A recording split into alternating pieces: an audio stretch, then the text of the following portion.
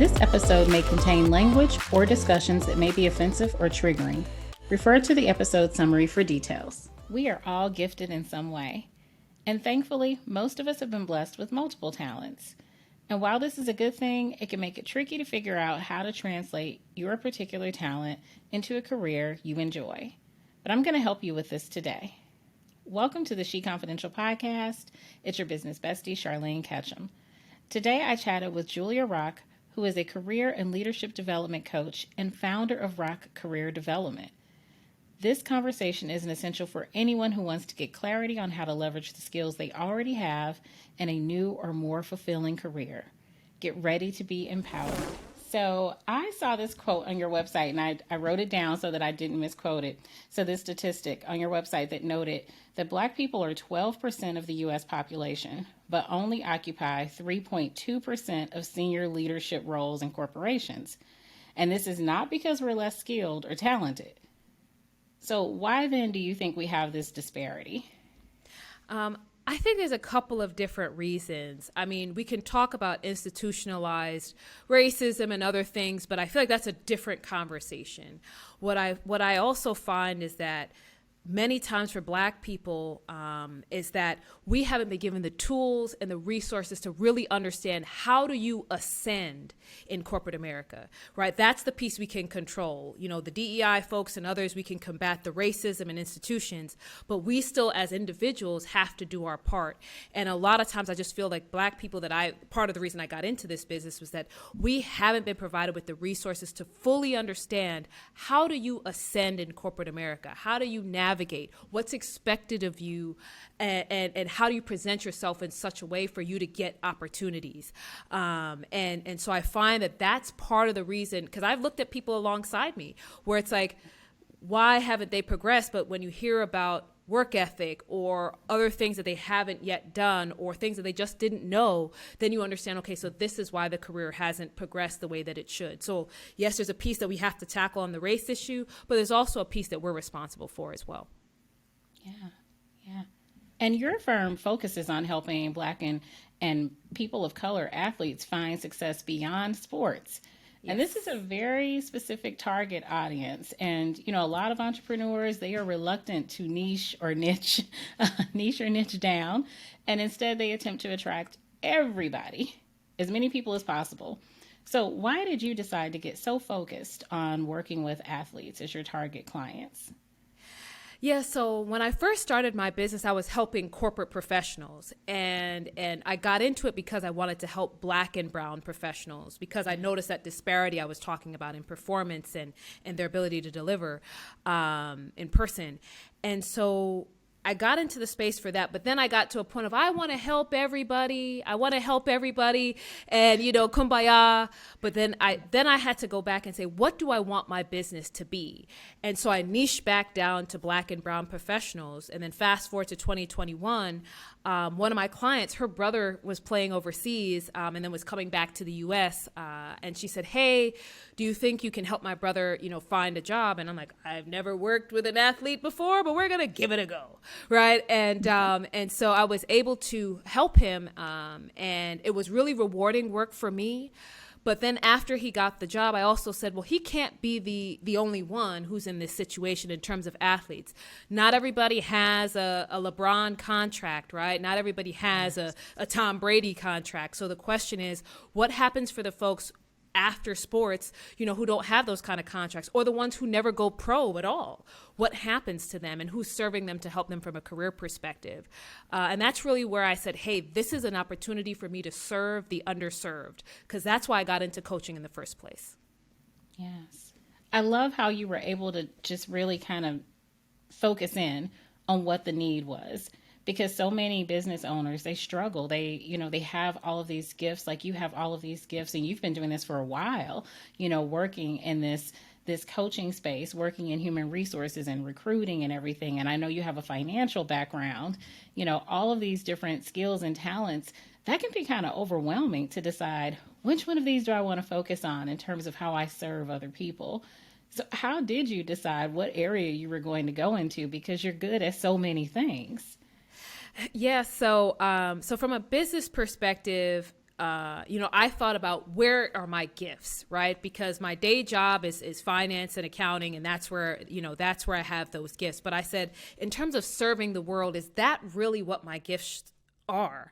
And I found that I had the ability, especially since I amassed all this knowledge about careers and so forth in college, I said, I have the skill set to talk to people, to share the knowledge about careers and hopefully help them. I think that people are out there who can do life coaching. They can help you on dating. They can help you on all those things. But I'm like, that's not my ministry. My ministry is what I tell people. I know how to navigate the corporate dope game. That's what I know. That's my specialty. And so when I thought about what are my skills, as much as I want to help people, it's in the professional space. That's where my gift is. That's where what I'm good at. And that's what I want to lean into instead of trying to nurture all these other things. It's like, man, my gift is helping people navigate the corporate dope game. So that's the lane I'm going to be in. And so what was your next step after you figured out, like, this is my gift?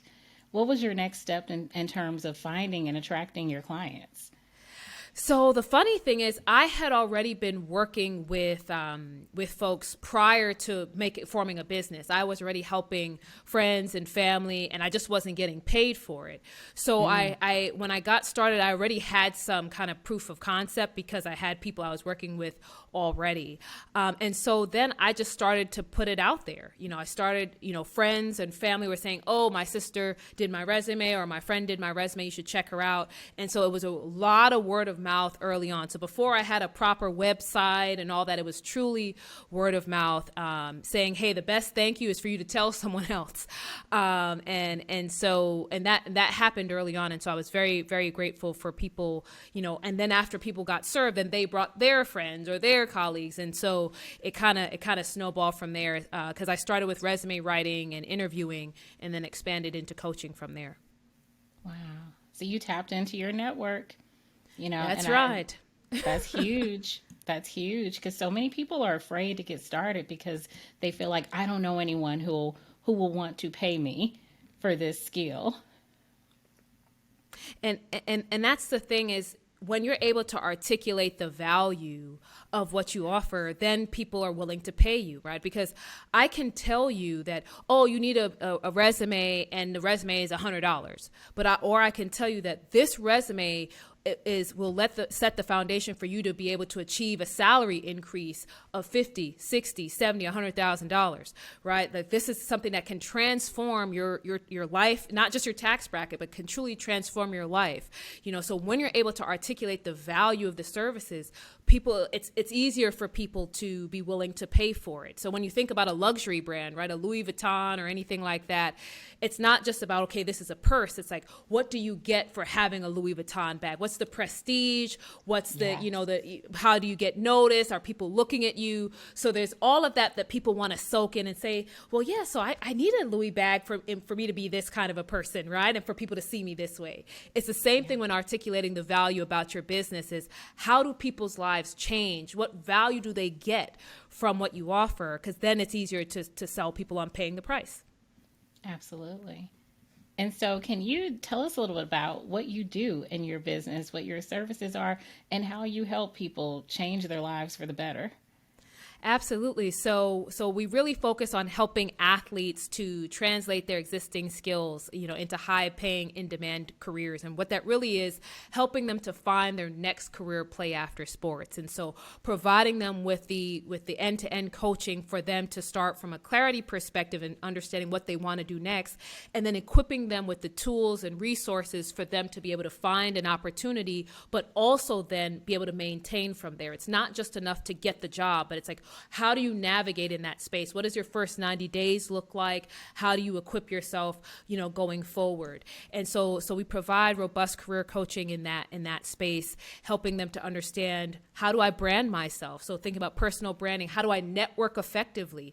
Because it's not just about trying to find new contacts. For many athletes, especially if you're a professional, you may have a network of people, but are you tapping into those? Do you know what conversations to have? Do you know how to present yourself in those conversations and not fumble the bag? So networking isn't just about new connections, it's about nurturing the ones that you have. So it's really a robust coaching experience that we provide to clients, and then from there, also from an entrepreneurship perspective, we do have a module in our coaching program for folks who say, hey, 9 to 5 may not be for me, I'm thinking about getting into the entrepreneurship space, and we provide them the fundamentals so they can start on a good foundation, because so many businesses, they don't become successful because the foundation isn't solid. Absolutely. And so what are the parallels between sports and business? Because on the surface, that just seems so, and I'm thinking about the LeBrons and the Tom Brady's. I'm thinking that there has to be such a mindset shift to go from being this professional athlete to then getting acclimated in a corporate environment, working a 9 to 5, or even being an entrepreneur. So are there any parallels that help make that transition a little bit smoother? So there are more parallels than you probably would think, because when you think about somebody who's at the top of their game, so if you think about a LeBron or a Tom Brady, they're out there to be the best of the best. Yeah. And so when you get into a business environment, it's the same thing. How do you make sure that you're being the best of the best, but also equipping your organization to do the same? What skills are you bringing every day to help them achieve that same objective? The same thing goes for teamwork and collaboration. In order for Tom Brady to win the Super Bowl, I hope he does, because he left his wife for this, so right. You know what I mean? So in order for him to win this Super Bowl, his team's got to come together and collaborate. The same thing goes when you get into corporate America. When it comes to strategy, in order for you to effectively beat your opponent on the field, on the court, and so on, you've got to have a strategy as to how do you approach them. You have to study them and know how to attack. The same thing goes in business. How do you make sure that you have the right competitive position? How do you strategize to achieve that? So there's a lot of parallels, even just competition, that competitive spirit. You've got to be competitive when you get into the workplace. And it's not just about, the competition outside, but it's also about inside the organization. How can you make sure that you're performing at the right level to ensure you're being competitive against your, with your coworkers? So there's just a lot of parallels there. And then leadership. Last thing, I didn't mention leadership. Thinking about someone who's the captain of their team, right? Going back to the LeBron or Tom Brady, they're the captains of the team. People are looking to them to guide, to coach, to what have you. And so in the corporate environment, that leadership skill is so important in terms of leading projects, leading initiatives. Even if you don't have a formal leadership title yet, there's a lot of opportunities for you to lead informally, but you've got to have those skills built up already. So yes, they may not have the same kind of subject matter, but a lot of the skills are transferable and applicable across both sides. Yeah. And you noted that you assist athletes in going into corporate environments like 9 to 5s and also entrepreneurship. And so I'm wondering, is there a different mindset that's required for someone to decide, I want to own a business versus, I'm going to go work in someone else's business? Yeah, there's a difference in mindset because the lift is slightly different, right? Because when you're building something from grassroots, you've got to be built for that. And you have to think about, what is the impact on my life, my family, my finances, and so forth. And that's a mental weight that you have to take on versus, hey, you're going to find a career opportunity and how do I want to leverage my skills and position myself. They're difficult in their own right, but it's a different level of difficulty when you're saying, hey, I want to build this from grassroots, because there's so many things to consider, and you don't have like a fallback plan just yet, right? You're like, hey, I'm going to go out on faith or whatever the case is, and you're really trying to start from scratch. So there's a slightly different mindset because you have to ask yourself, am I built for this? Because especially when you're transitioning from your sport and you're coming from an elite level of play, if you get into a business that it's not going well or if it's failing and so forth, how will that impact you mentally to be ready if you know that you were coming from high performance in a sport? So you have to think about, am I mentally prepared for what may come with this? Because I may not succeed for years. And am I okay with that? So there's some different mindset shifts that have to happen, and for people to really be honest with themselves about the bandwidth that they have for this. Yeah. How has entrepreneurship tested you? Well, how much time do you have? I mean, good grief. I know But life be lifing, right? life be life and for real. But in terms of the tests that it has, it's really tested how I feel about myself, because there are days when it's just nothing going right. There's nobody calling you. It's just a mess. And I've had to look at myself in the mirror and say, this does not define you, Jay. This does not define you. This is a rough patch. You will get through it. Think of all the clients you have helped. Think of all the testimonials that you have where people say that, hey, you've impacted my life for the better. And so those are the moments that you've got to dig deep. So it's question, and it's also just question, or caused me to question, how much can I take, right? Because some days it's like, okay, is this it for me? But then on the flip side, when I come out on the other side, it's like, man, I'm stronger than I ever realized. Like the depth of strength that you find in yourself as an entrepreneur, the hustle, the grit, because when you think you have nothing left and it's like, but damn, I still got to do this, you dig a little bit deeper. There's something a little underneath. And so that for me has been the upside of just seeing the strength that God has empowered me with to push through, just about anything. Yes, absolutely. And I love that self-talk that you just mentioned, because the way we talk to ourselves, especially when we're down, being able to show ourselves that grace and just be kind and be compassionate and to self-promote, and that can be very difficult for us as women, because we're taught, oh, that's being boastful or that's being arrogant. And so was that ever a challenge for you to get comfortable with, talking about your wins and self-promoting? Yeah, I mean, and sometimes I still struggle with it. Sometimes I have those moments, but the one thing I learned is that if you want to grow your business, you have to talk about it. And I think about what I've done in corporate America. The way that I've been able to navigate in corporate America is making the right conversations and pitching, hey, I've done this and I've done that. And it's like, so if I know how to do it in that environment, why is it not the same in my business? And so I've had to kind of overcome that mentally. And then also coming from a Christian background, we love Jesus, but we talk about humility and we feel like, okay, if I talk too much, I'm no longer being humble.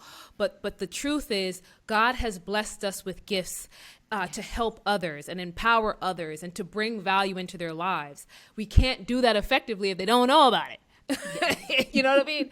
And so that's the patch or the hump that I had to get over, is to say that I can't help people if they don't know I exist. So I have to promote what I do, what I bring to the table, so that they know that here I can help you get past that roadblock you're experiencing in your career.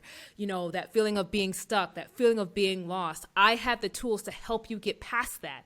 But if they don't know I'm there, they're staying stuck. And it's like, I'm robbing the world of a very important gift if I don't share with them how I can solve their problems. And so that's how I've kind of mentally made my peace with selling, is because it's for a greater purpose. Yeah.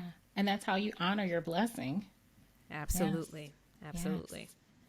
And speaking of all the amazing things that you have underway, can you share with us some of the things that you have on the horizon? Yes. So I actually have a book that came out back in December. So I helped to co-author a book. It's called The Six-Figure Athlete. And so myself and other co-authors, we put together a collection of strategies and stories to help high-performing athletes and others to be able to monetize the skills that they already have. Too often we feel like we've got to go buy a course, a template, something in order for us to be able to monetize. But the fact is, we've already got a great amount of skills that we just need to know how to use in order to monetize and change our lives and bring in revenue for our families. And so really excited about the book. Folks can get it online at rockcareer.com/SFA book. And I'll share the link with you as well. But I'm really excited about that. And I also have my coaching program for athletes. It's called Ball to Boardroom.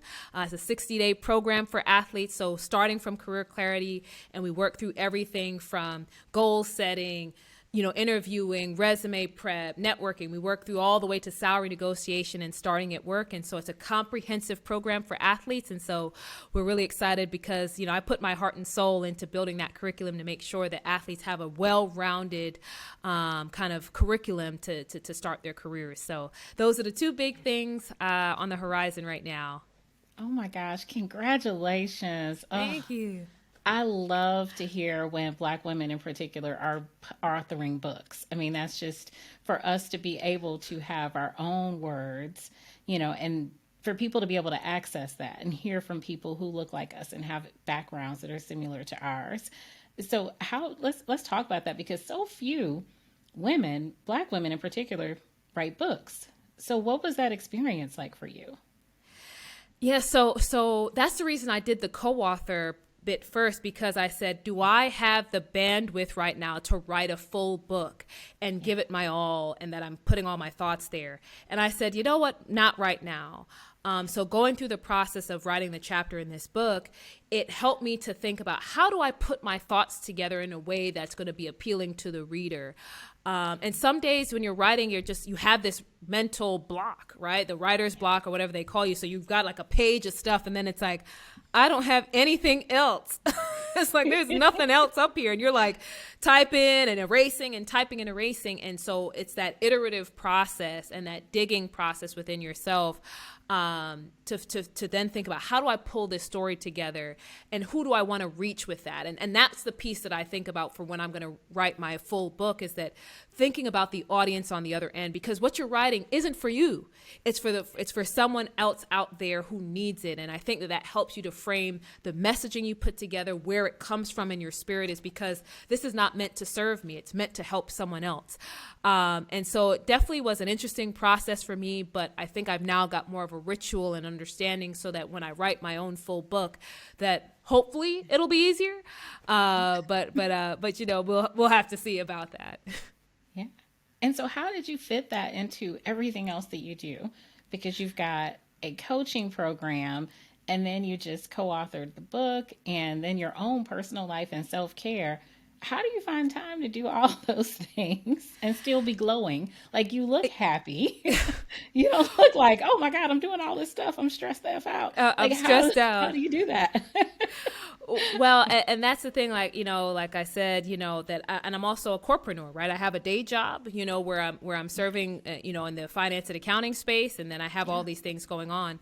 I will say that it hasn't always been easy, but I've had to learn how to say no to certain things, and how to just put other things by the wayside and prioritize, okay, what are the things that I need to get done?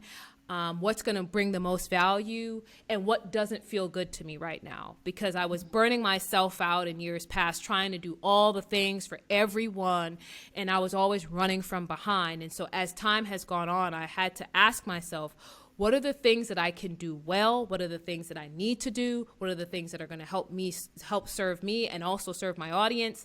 And really trying to kind of whittle away the stuff that doesn't fit into any of those buckets. And then the other secret is working out.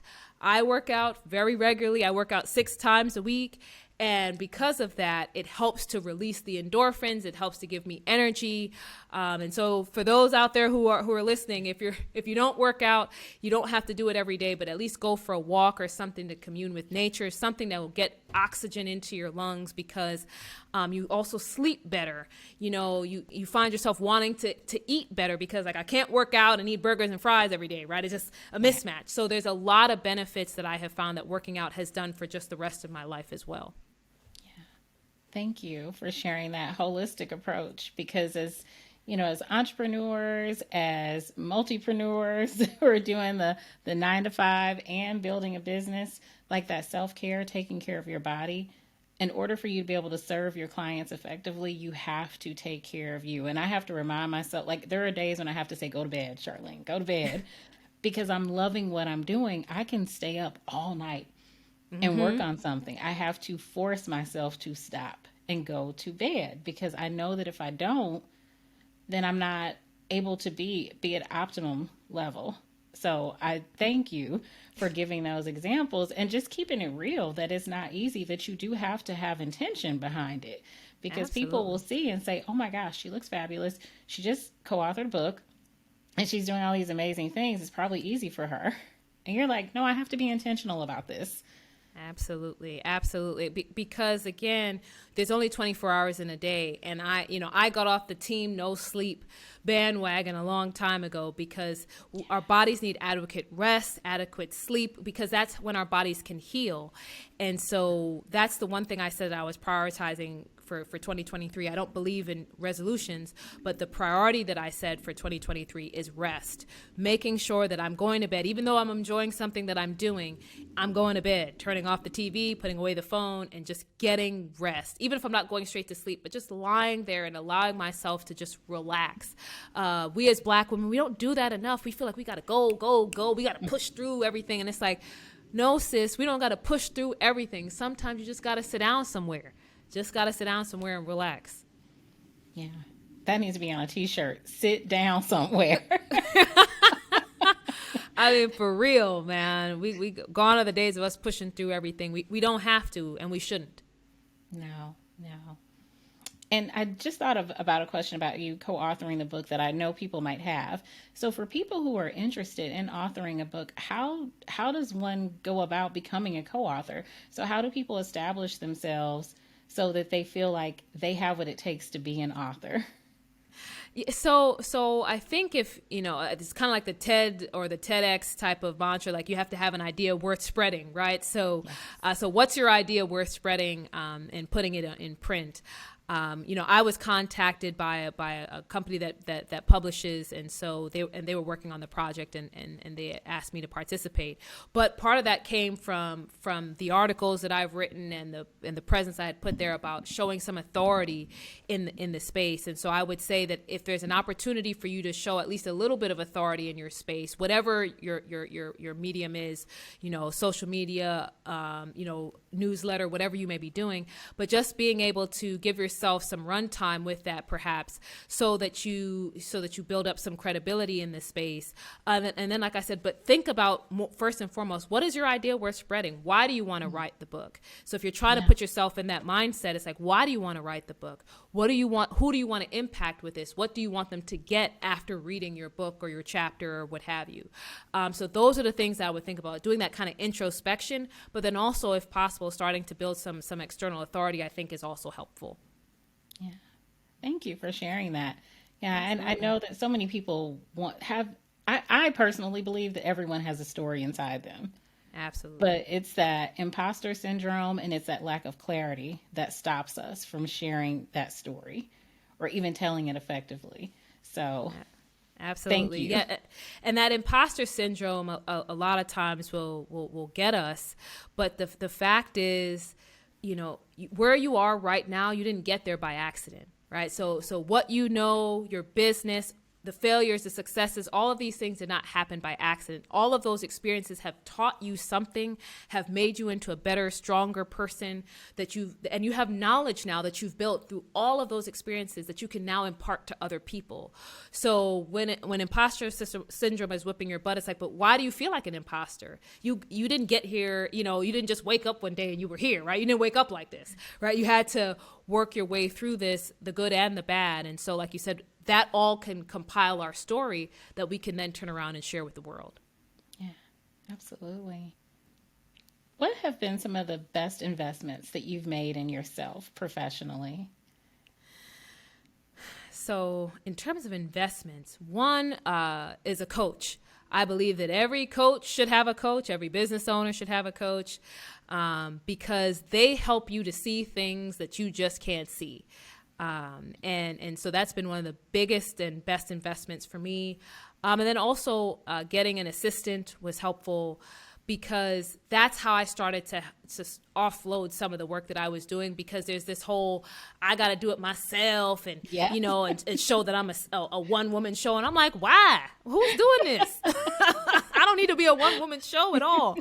And so getting help. And that's one thing as Black women, we've got to ask for help. There are people out there who want to help us. There's a lot of narratives out there about, this person is, a backstabber and Black women don't help each other and people don't help each other.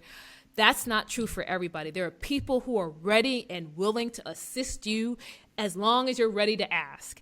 And so I guess that's kind of the underpinning for my investments, is getting the help that I needed instead of continuing in perpetuity to try to do it on my own. Because, no man is an island. My mom and my dad taught me that as a kid. It's like, no man is an island. You've got to get help. Yeah. What do you want your legacy to be? Not just professionally, but just in your life. Like, what's the imprint that you want to leave on the world? Man, when I think about what my legacy, what I want it to be, I think about my parents.